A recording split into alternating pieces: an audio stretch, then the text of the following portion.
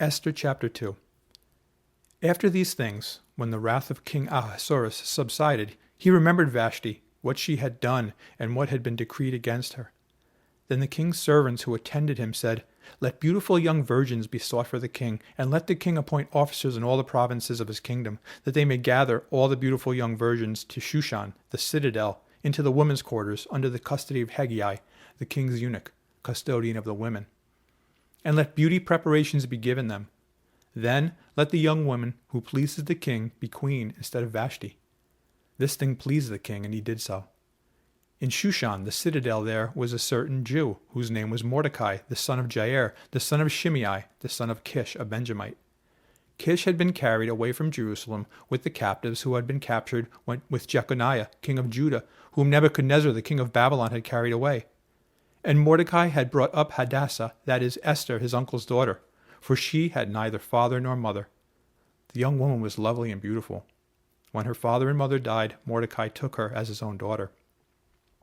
So it was, when the king's command and decree were heard, and when many young women were gathered at Shushan, the citadel, under the custody of Hegai, that Esther also was taken to the king's palace, into the care of Hegai, the custodian of the women. Now the young woman pleased him, and she obtained his favor, so he readily gave beauty preparations to her, besides her allowance. Then 7 choice maidservants were provided for her from the king's palace, and he moved her and her maidservants to the best place in the house of the women. Esther had not revealed her people or family, for Mordecai had charged her not to reveal it.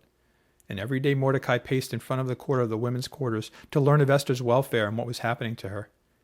Each young woman's turn came to go in to King Ahasuerus after she had completed 12 months' preparation according to the regulations for the women, for thus were the days of their preparation apportioned: 6 months with oil of myrrh, and 6 months with perfumes and preparations for beautifying women. Thus prepared, each young woman went to the king, and she was given whatever she desired to take with her from the women's quarters to the king's palace. In the evening she went, and in the morning she returned to the second house of the women, to the custody of Shashgaz, the king's eunuch who kept the concubines. She would not go into the king again unless the king delighted in her and called for her by name. Now when the turn came for Esther, the daughter of Abihail, the uncle of Mordecai, who had taken her as his daughter, to go into the king, she requested nothing but what Hegai, the king's eunuch, the custodian of the women, advised.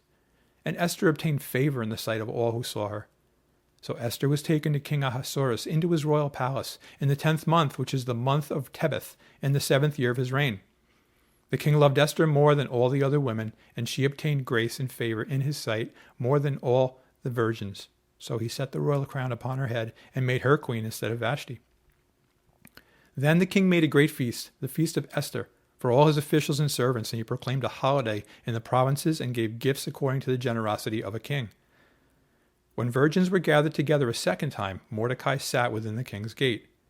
Now Esther had not revealed her family and her people, just as Mordecai had charged her, for Esther obeyed the command of Mordecai as when she was brought up by him. In those days, while Mordecai sat within the king's gate, 2 of the king's eunuchs, Bigthan and Teresh, doorkeepers, became furious and sought to lay hands on King Ahasuerus. So the matter became known to Mordecai, who told Queen Esther, and Esther informed the king in Mordecai's name. And when an inquiry was made into the matter, it was confirmed, and both were hanged on a gallows, and it was written in the book of the Chronicles in the presence of the king.